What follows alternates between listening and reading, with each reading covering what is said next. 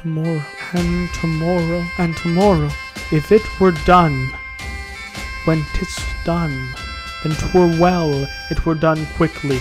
Full of scorpions is my mind, dear wife. This below might be the be-all and the end-all. Double, double, toil and trouble. Fire, burn, and coward in thine own Knock, knock, knock. Who's there? Upon my head they placed a fruitless crown and put a barren scepter for fear thy very stones prate of come fate into the list and champion me to the utterance. To be thus is nothing, but to be safely thus. Did you say all? All my pretty chick. I will, but I must feel like a man. What you egg that seems to speak. He has no children. Nothing can touch him further. That struts and frets his hour upon the stage, and then is heard no more.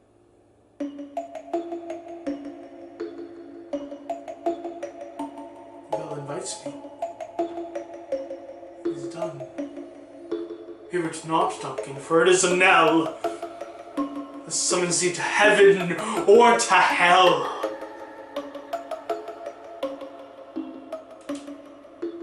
Macbeth. Macbeth. Macbeth. Hello, ladies and gentlemen, and welcome to the third episode of the Shakespeare Sitdowns. On today's episode, we talk about one of the most horrific, scary, and overall fearful classic pieces from the Bard. It is the Scottish play. It has many other names that we're not going to say today. We're not in a theater, so don't have to worry about saying the name, but, you know, some people are very superstitious about that. It is the double, double, toil and trouble, fire, burn, and cauldron bubble. It is Macbeth. And we are going to have a great time. We only have a couple of us joining on this episode, but it is going to be an amazing episode because this is one of the classic pieces that many people don't talk about because, again, they're scared of it. So today we have Molly Prangley DeZorma. How are you, Molly? I'm good, thanks. We have Courtney Rasmussen. How are you, Courtney? Good, doing good. And we're going to be having other people join us during this time, so you guys are going to have a blast with us. And my name is Matthew Crandall. If you guys are new here, please like, comment, and subscribe. And guys, don't forget to check out my podcast, the Little Thespian Podcast, that I host almost every week. We're coming to 40 episodes now. It's incredible that we've lasted this long and we're continuing to striving on. So please check that out. But let's hop in to one of the most scariest productions that Shakespeare ever wrote, and something that still rings true to this day. And to any thespian that is watching this, you know exactly what I mean. So the first question that I want to ask and just bring to the table is, why do you think it's such a production that has been scaring people for so long? I mean, we know the superstition, but why do you think, you know, it's one that rings true so much now? I know, big question. Yeah. Well, I mean, the play itself is all about kind of omens and how, you know, like the prophecy of everything that's going to happen and sort of predicting the future and impending doom and stuff like that. So I don't know, maybe just that kind of essence follows it itself. Like you are your own, you make your own destiny, but you are your own worst enemy kind of thing. Where yeah, I think the exact opposite can be said too, where at the same time you don't necessarily know if the whole play is fate destined him to do this. You know, the reason the witches said what they did was so that they set him on that path. So it's kind of the same in the opposite sense too, of you have no control over your destiny, which is terrifying. Because no matter what you do, you're still going to end up at the same point, type of thing. Yeah, you're just as freaky. And then, of course, everyone has their own story of someone said the name during a production and then everything that night went wrong. Yeah. Someone did it when I was in high school, and all in one night, like our mic stopped working, someone fell off the stage, something else broke, and it just like, it was, yeah. what I'm loath to say that it's not real. Like, it's just not a thing. It's just a coincidence, but it happens to be a coincidence like a lot. That's the thing. So yeah, it's a coincidence that people notice. Like just a little too much for it to be a coincidence, you know? And I feel like it may be that when people watch like the actual production of it, they think that they can have that same, you know, obviously no one's gonna like kill off Duncan and kill off whoever, but it's like that can be anyone, right? That you don't know what your destiny holds. You don't know what your future really holds, right? But if someone were to come and tell you this is what your amazing future holds, you're going to do whatever you can to make sure that that is your future. So it's kind of, it's weird to think about it in that way, but you know, this tyrant goes through so much just to get the crown. And, you know, it's heavy as the crown that wears it, right? That's basically where this comes from, because he takes a huge journey and kills several people. It's one of the most bloodiest plays, if not the bloodiest play that Shakespeare ever wrote, right? So it's bloodiest if you count off stage death. Yeah. And I mean, even on stage death, right? Like there's a war that happens. He kills his best friend, Banquo. You know, he does some damage during these 2 hours and 30 minutes. He does a lot of damage in this play.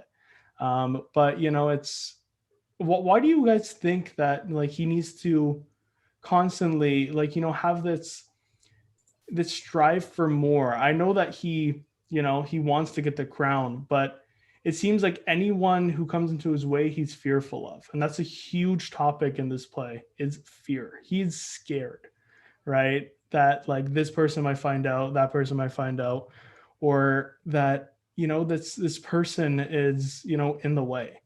Why do you think that's a huge topic in this play, that fear can control us all?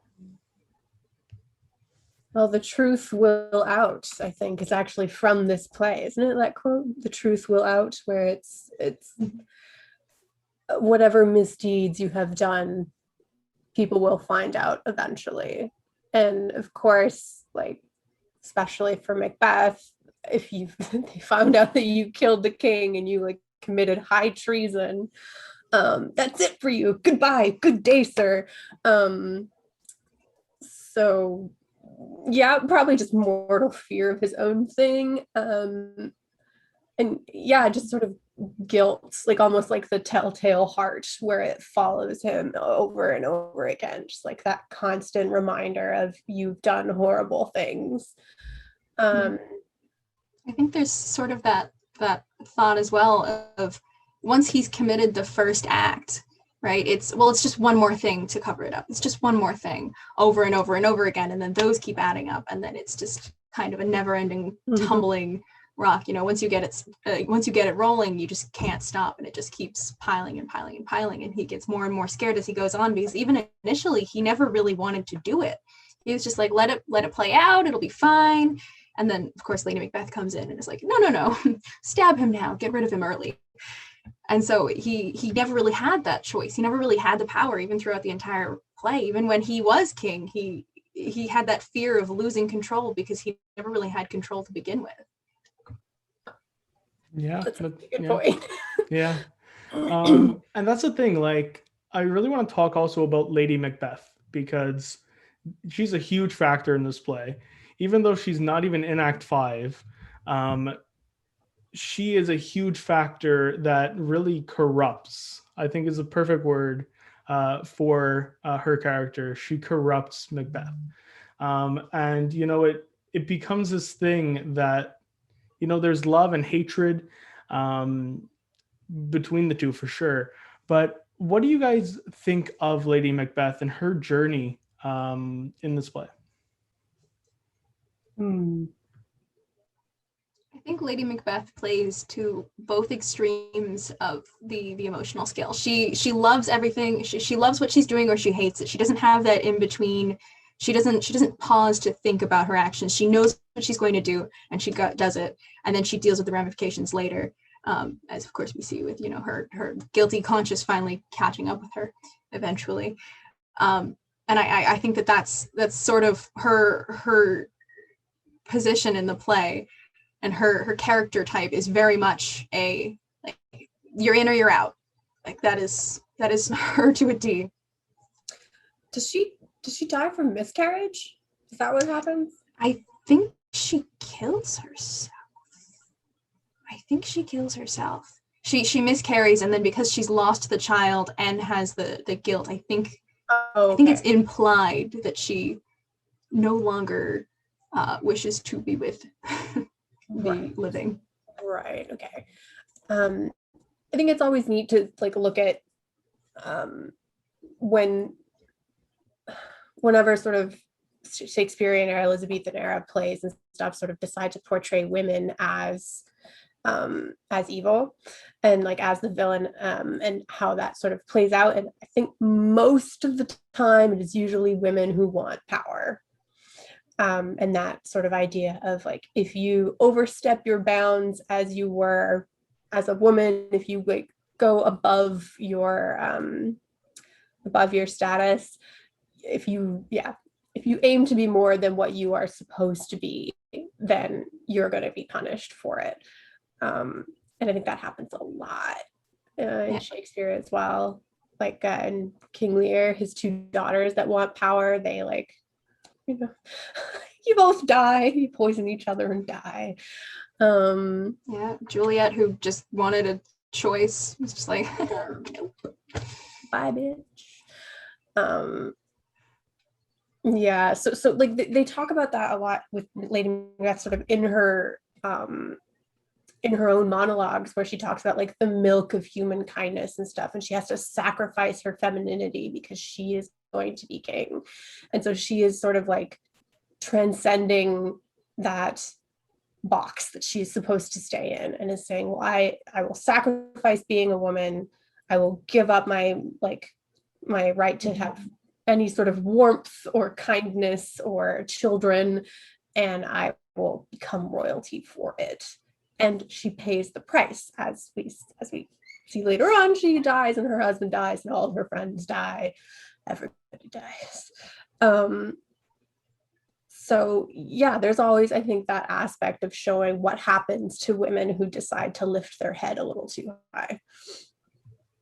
And it's crazy in this play because there's actually only in normal productions, there's only the three witches that survive, right? Lady Macbeth and Lady Macduff both die in this piece in Macbeth. So there's really not many female roles in Macbeth. There's really only 5 compared to a huge cast of men. So what do you guys think about the dynamic there? Because it is definitely male dominated in this piece. I think it's very telling that the characters that we do have are very, very distinct. Lady Macduff is, I believe, if I remember correctly, it's been a while, but she's like the proper lady, she's kind, she's caring. You have her counterpart, who's Lady Macbeth, who is this power hungry, oh, she's crazy, whatever. And then you have the witches that are haggard, that are ugly, that are not conforming to what society should be. And they're sort of the witches almost count less as women than the other two, just because they can be portrayed as just kind of other, they're sort of, they're portrayed as women obviously in the play, but they become sort of like supernatural and separate.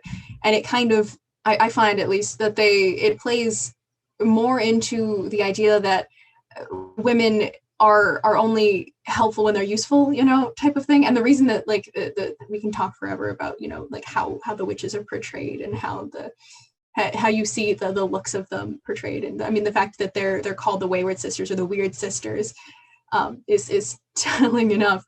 But it's definitely a comment on how being a woman was seen back then. The fact that, there isn't like a surviving proper woman. It's also interesting because probably at this point, I believe all of the women would still have been played by men. I think it would be maybe another 100 years or so until that really kind of kicked into gear that, hey, women can, act. That's fine.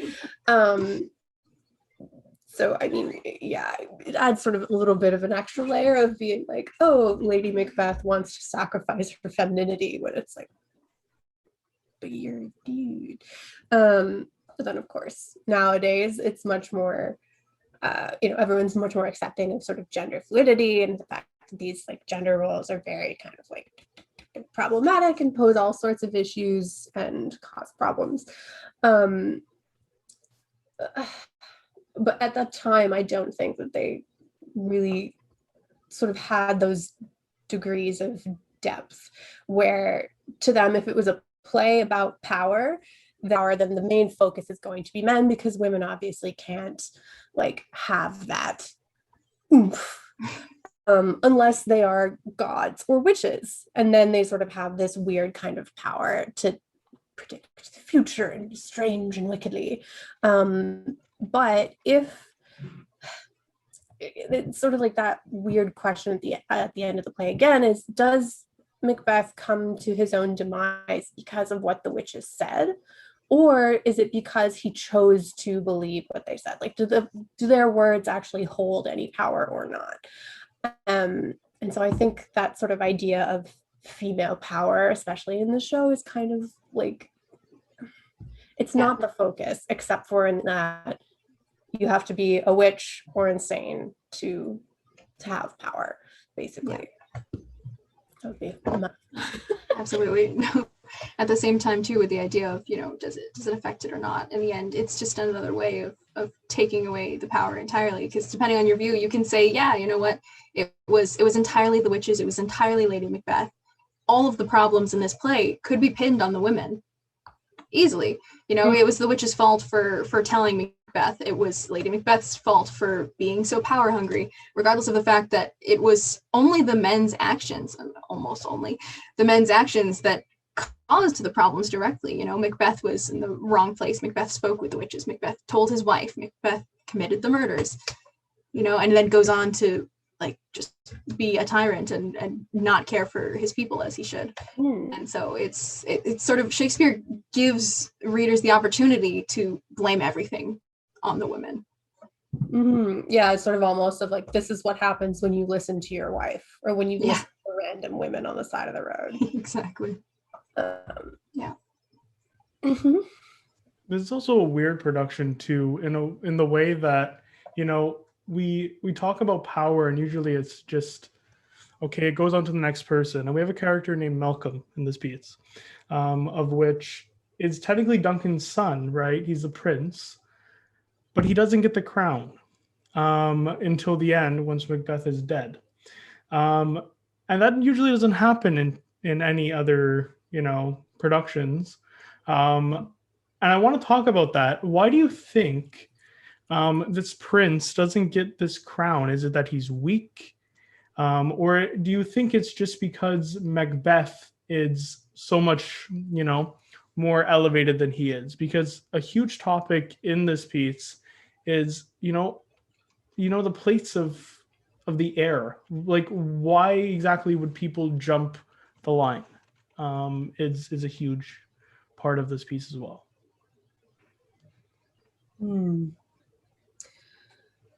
Well, again, I think it's this idea of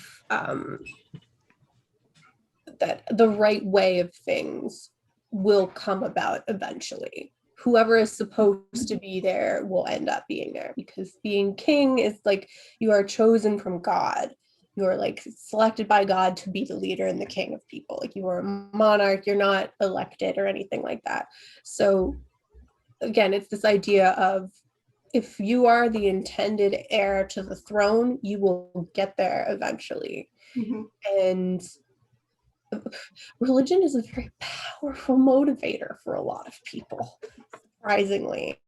And so if you truly believe that you have been chosen by God to be the leader, then in theory, if you do nothing about it, then you are offending God by not following his will and trying to get where you are supposed to be. Which, that's probably not a lot of way people actively think about it. It's probably a little bit more subliminal than that, although at the time, maybe not. Who knows? But yeah, and so I think in this particular case, Malcolm, who was the rightful heir to the throne, got there eventually, whether it was a rather indirect route, I'll admit, but he does get it eventually. And so I think it's the idea that if you reach for something that you are not meant to have, you will be punished for it. And the person who is supposed to have it will get it regardless. So yeah, it's kind of like you have zero control over your fate, and any attempts to disprove it are futile. Pretty much. I mean, you summarized it perfectly. The fact that Malcolm was in line. He would have gotten the crown if his father hadn't been murdered. The reason that Malcolm and his brother fled the country and ran to Scotland was because of the murder. If Macbeth hadn't committed that initial act, if he hadn't been like, all right, well, now I'm going to be king, they wouldn't have had to flee. They would have maybe gotten the crown right away. You don't necessarily know. And maybe Duncan would have said, yeah, you know what, here you go, Macbeth, I'm giving you the crown anyways. I mean, we'll never know, obviously, because of the interferences of the witch and of the witches and whatnot. But it's crazy to think that either way, it worked out in the end. It comes back again to that same question of everything's going to work out on its own. You have no control no matter what happens. So it circles back. It all circles back to it's going to happen if it has to, or if it's meant to. Yeah. And what's weird about that too, though, is at the end of the play, the witches then tell Malcolm that, stuff's still not okay. And that there might be something brewing still. And it's kind of like a cliffhanger ending. And Shakespeare doesn't usually do this. He ends things off pretty nicely, either with a lot of more murder and then, okay, well, that's it, guys, or a marriage. But in Macbeth, it's kind of like a cliffhanger of, there could be a sequel here, but there will never be, obviously. But, what would be Malcolm's journey after? I kind of wanted to ask that question. What you think would happen after the events of, Macbeth's demise? I mean, I think right off the bat, Malcolm is portrayed as sort of the hero just because he gets rid of the tyrant, right? But you have to remember that this is a person who, as soon as his father was killed and fingers were pointed, he ran. He had no trouble grabbing his brother and ditching his country. And he talks about, oh, for Scotland, I'm doing it for Scotland, I'm doing it for my country, as much as he wants to, but he left his country. He had no problem leaving it behind when his life or his brother's life was in danger. So power comes to him in a different way. He's not looking for the control over everything. He's looking more for the control in keeping himself safe. And so it sort of leads to the idea that Malcolm could become a different type of tyrant. He's not going to be the bloody murder, stab you in the back kind that Macbeth was, but in his own way, he's already betrayed his country. He left them to Macbeth.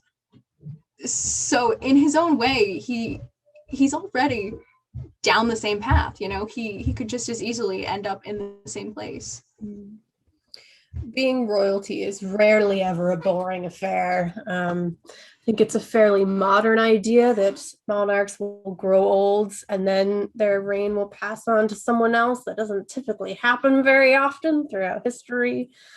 There's usually some kind of murder or abdication or early deaths of mysterious ways, or murder, plague, disappearance. Usually very messy. So I think probably at the end of the show, they sort of want you to believe that because Macbeth has died, all of that sort of dissonance has been resolved. And it's now like, cool, we're back to square one. We have our rightful heir on the throne. yippee, things are going to be wonderful.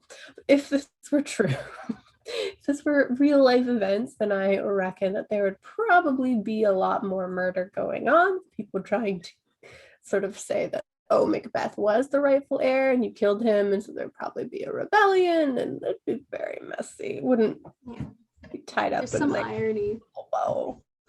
Yeah, there's some irony to be said too for the fact that the way that Macbeth got on the throne was by killing the king, and that's how Malcolm does it too. You know, their stories are perfect parallels in opposite directions. You know, one ran towards the throne, one ran away. They both ended up in the same place in the end. You know, and for Malcolm, he's heading down the same path as Macbeth. He's gonna end up buried right next to him. Well, there's something to be said for people who want power, right? Like that's for me, that's usually quite the red flag. The idea of like, I want to be in control. It's like, but why? And you should not be. Yeah, exactly. So it's like those who sort of actively seek control and power over other people are usually like the least suited, not necessarily for the position, but for the care of other people, because that's not what they're interested in. They're not really interested in making sure that you're okay. They just want to be able to dictate what you do.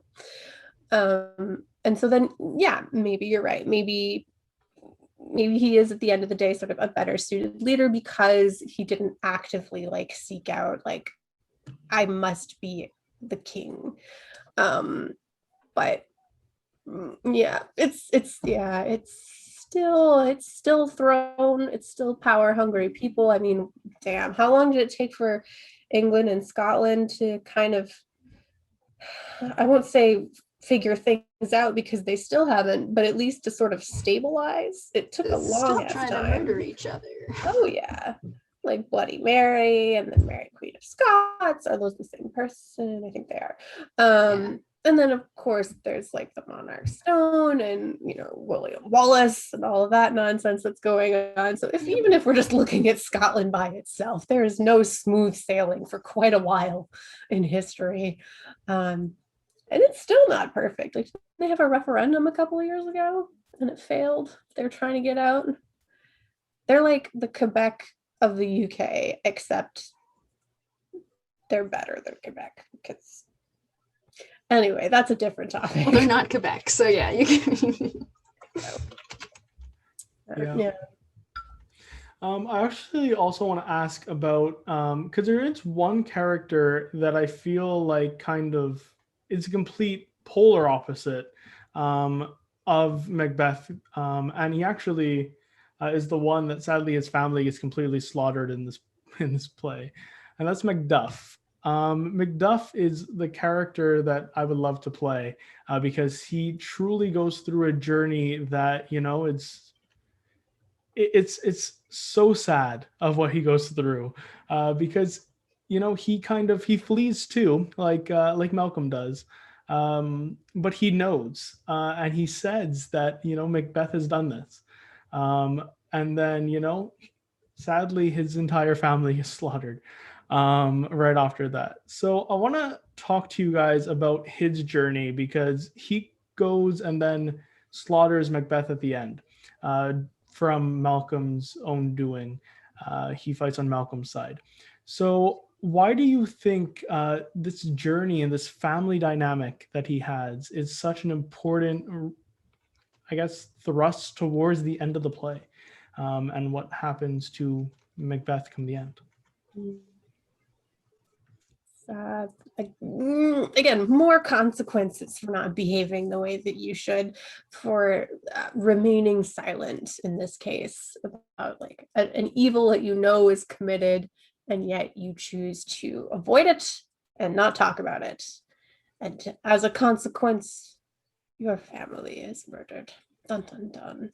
When you hear of treason, you must talk about treason. That's the thing about plays in general, is they're usually good plays at the very least will have this kind of message they're trying to portray to the audience. It's the same thing with horror movies. If you look at it, everyone who dies in a horror movie is usually sort of the way that you shouldn't behave. It's the people who have sex, who go off alone, who do drugs, who are breaking the law. Those are usually the people who die. They're not like they're innocent in the sense that they haven't like broken any grand rules. Usually, sometimes there are, but often it's people who sort of transgress like these social things. And so the movies are there to say, hey, look, if you go off by yourself with this boy to make out in a car, you're going to get murdered. So don't do that.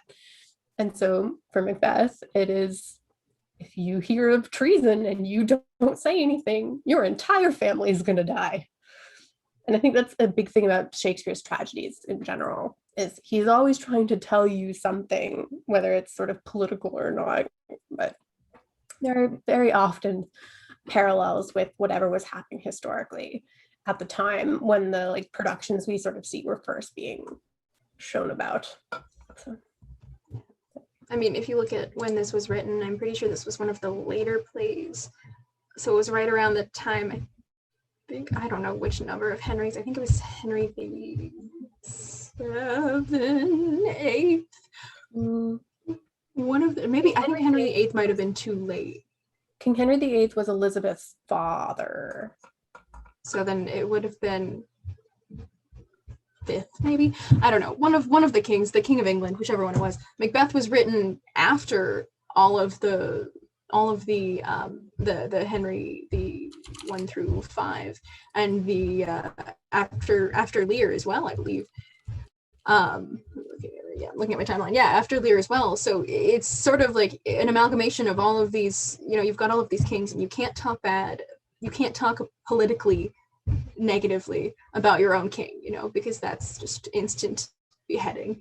And so he kind of finds a way to be like, oh, hey, like when not all power is great power, not all kings are good kings. And he finds a way to basically discredit, pretty much every king in this play you don't particularly like. You're kind of just like, all right, I guess I'm okay with him.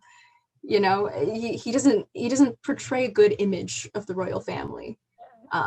James the First. Okay. 1606 was like around when they think it was written, and James the First, I think, is a descendant of Queen Elizabeth. Yeah, I remember hearing about this. So the reason why Macbeth actually exists and why he wrote a Scottish play was because he's a descendant. James is a descendant of Queen Elizabeth, but James is from Scotland. So it was kind of like this weird dynamic that this guy from Scotland is coming over and reigning in the kingdom. Remind you of anyone? It's Macbeth. Mm-hmm. His mother is Mary, Queen of Scots. There we go. So it's a weird dynamic, and I guess you can kind of consider it semi a historical piece, but it's not. It's dramatized. This is like where the disclaimer pops up at the beginning, where it's like, all of these characters are fictional. No, you can't kill me because these people aren't real. Absolutely, don't take it seriously. If you don't worry, I'm absolutely referencing you to the young hero that comes in and saves his country. You're not the Macbeth. You're not the one who comes and takes over, regardless of parentage and the fact that you're not actually meant to be here. And what's crazy too? He'd probably have performed this in front of James. So it's very weird now thinking about it in that way, because a lot of Shakespeare's pieces, parallel something in history at that point. But to literally be like, you're a tyrant that has been killing, everyone, and you're a foreigner here. It's a bit much, but it's true. It's a good thing to definitely look into, because a lot of people don't know that Macbeth has a historical background to it to some extent. People just think it's a scary piece, that haunts everyone.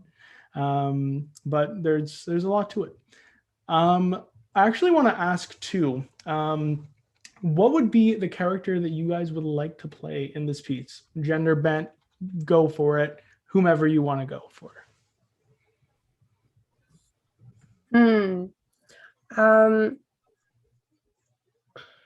I'm torn. I'm mean, obviously Lady Macbeth is a good choice because she's very interesting and sort of a rich thing to dig into. The witches are also really fun. Beth is fun. Macbeth is fun.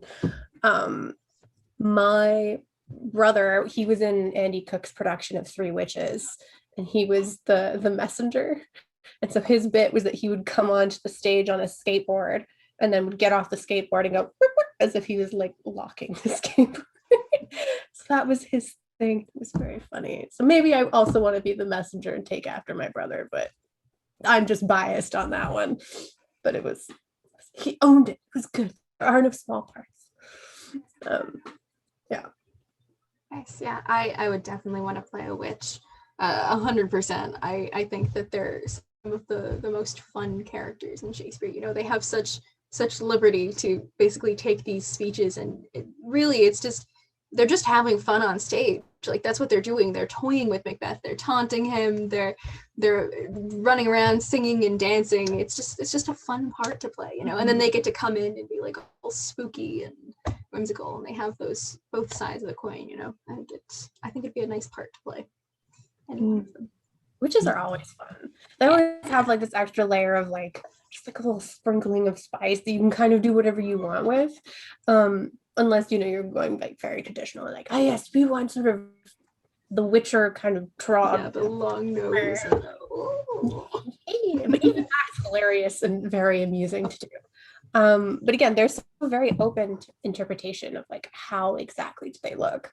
Again, in Three Witches that Andy did, it was they did sort of have this like witchy feel, but they also each had a familiar, which was an actor dressed as a particular animal, and one of them was Brett Severide dressed as a giant frog, and he would like wander around the stage and dance and do like really amazing work. It was great. And again, it's just these like fantastic iterations of these characters that again come back, and they have sort of that vein of what they're supposed to be, and then they just get fleshed out completely differently every time, which I think is very cool.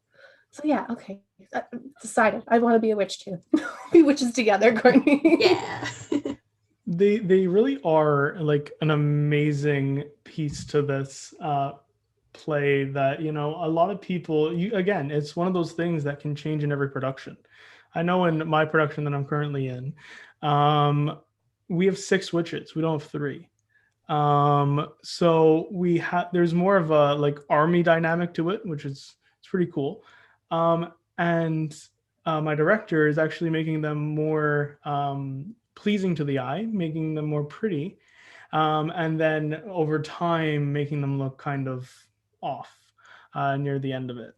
So I mean, you can definitely change it up there. And you know, there's another piece that you can do it with that is a bit different, and that's the Tempest. You can definitely change up, you know, Caliban and the people on the island. You can definitely do that with Ariel, and you know, there's some crazy mysterical characters in Shakespeare, and you know, A Midsummer's Night's Dream you can do that with. But he either goes in the crazy direction that, like, you know, these are war people, these are the knights, or he goes with the most fantastical people that, you know, you would think doesn't even exist, and that would be in the witches, Caliban, people in Midsummer's Night's Dream, like the fairies. But yeah, I think it's a very good pick, you know, going to the witches for sure. And, you know, really anyone in this piece, there's a huge journey with everyone you pick. And they really go through a journey that, you know, it's crazy to say the least. But I wanted to ask you guys, there's only 2 more questions, unfortunately, but I can do this all day. I actually want to ask if you could encapsulate Macbeth in one word, what would it be and why? Consequences. That's mine, is that everything you do has a consequence, whether it is of your own doing or not. Like, if you are led there by someone else, there will be consequences. And you know, it's sort of the idea that every action has a reaction, and sometimes it's not a good one. I would say choices. It's all based on choices, you know. It's one choice that screws you over for life and just starts that train, you know. Like the worst choose your own adventure. It really exactly, is. Yeah. Split fork. You're just like, all right, which way are we going? Do you want to die now, or do you want to get beheaded at the end of the show? Exactly. I'm just saying, there's many games like this now. So if anyone wants to make a Macbeth game like this, you know, and maybe you go this way, maybe you survives. I don't know. It'd be cool. Crappiest D&D campaign where you know immediately that everyone's gonna die at the end. Doesn't matter how you build your character, the DM is just gonna be like, and then you die, and then you die, and it just, yeah, you're screwed.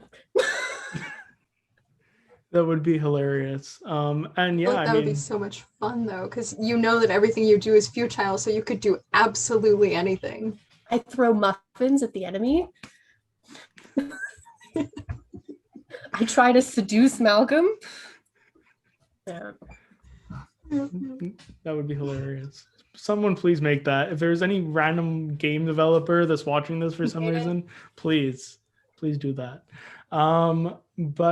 Yeah, I mean, there's so many words that we can use, and you guys knocked it out of the park there, because you know it's definitely one that he really makes a choice that from the beginning screws him over, and you know, just by meeting these 3 witches, 6 witches, however many witches you feel deems enough, it definitely puts him on a track that, you know, it leads to the crown, but it's a fruitless crown, right? I'm using his own words. It's a fruitless crown and a barren scepter, that he's really not pleased with, and I don't think he's ever pleased with anything. Even if he does get the crown, he doesn't keep it, right? There's always something in his path, and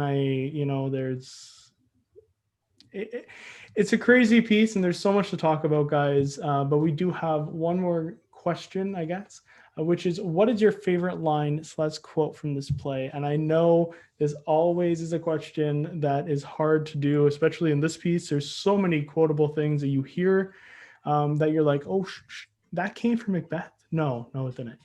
It did. I already know. I was ready for this one. Yes, Molly, what's your favorite? My favorite is, knock, knock, who's there? It's the best one. Knock, knock, who's there? Every knock, knock joke came from Macbeth. You're welcome. You learned something new today. That's it. That's my knock, knock, who's there? Fair enough. I love I've always had a thing for the witches, so that double toil and trouble, cauldron burn and fire bubble, that Act 1 Scene 3, man, gets me every time. Yeah, I don't blame you. That's, yeah. No one knows this, but it's true. Molly's right. Knock, knock. Every knock, knock joke came from Macbeth. Okay. And there's so many like funny lines in it, even though it's not comical, like what you egg. They call him an egg for a random reason. I don't know why. Probably ball or something. Yeah, but honestly, like so many funny speeches. But I'm a sucker for something wicked this way comes, and you know, there's just that whole monologue. It's just the dagger of which I see before me. It's just an amazing acting piece that, you know, I love. But Lady Macbeth has one too. So there's so many for me. But something wicked this way comes is just that encapsulates, I think, everything in the piece.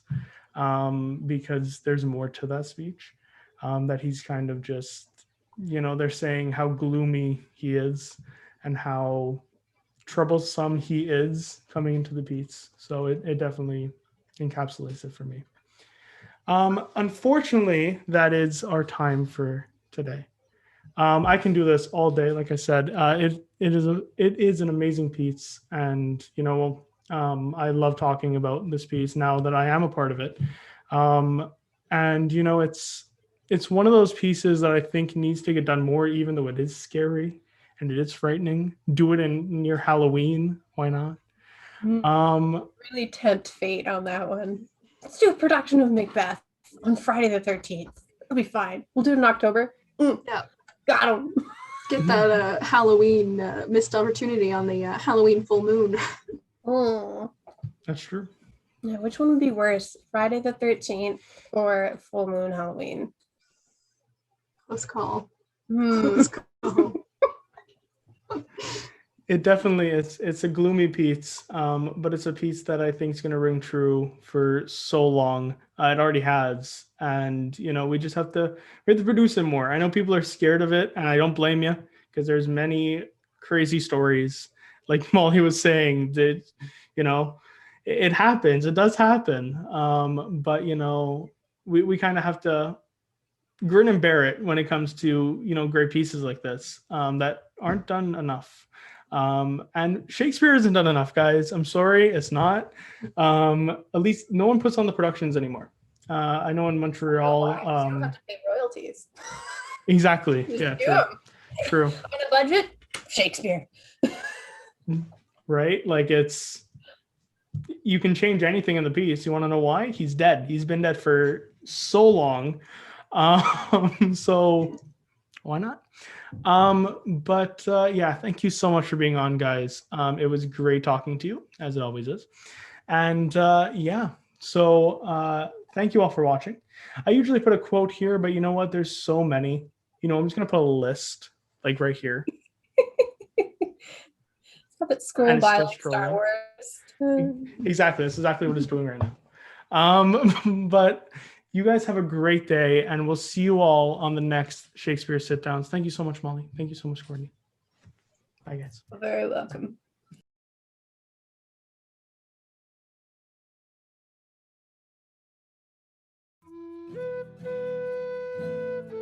Thank you so much for watching this episode of the Shakespeare Sitdowns, where we talked all things the craziness of Macbeth. I know we had a lot of quotes and stuff at the beginning, and I hope you guys enjoyed that little tidbit that I wanted to add to this episode. It's so spooky and so scary and so quotable that we needed to add a little something to this episode. I know we only had a couple guests on today, but it was two amazing guests. And you know what? Whoever else wants to join in when they can, please feel free to join us on an amazing discussion of the Bard's great works. On the next Shakespeare Sitdowns, we return to a comedy. Yes, let's brighten up the mood when we talk all things Twelfth Night.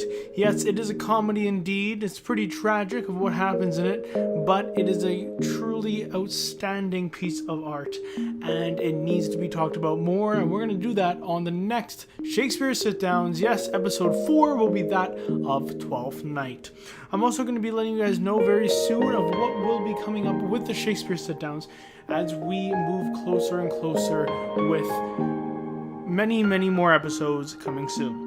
However, the next one is 12th Night, as we are going to be doing our 4th episode as well as our 40th episode of the Little Thespian podcast. You guys are going to have much more coming, and I really hope you guys cannot wait. If you guys want to show some more support, don't forget to like, comment, and subscribe to us here on YouTube, and don't forget to ring the bell to stay notified on all future videos. Hopefully you guys have enjoyed this truly spooky episode of the play of which, if you're in a theater, you can't even utter the name of.